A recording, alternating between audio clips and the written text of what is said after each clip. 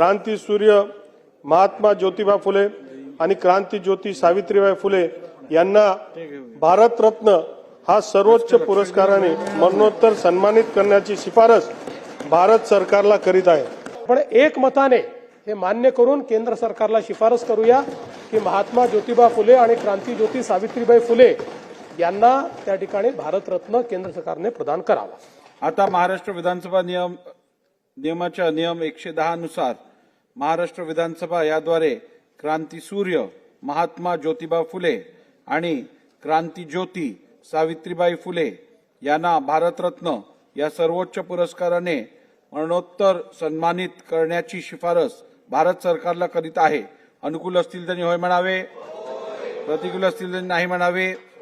होयचे एकमत आहे, होयचे एकमत आहे। ठराव संमत झाला।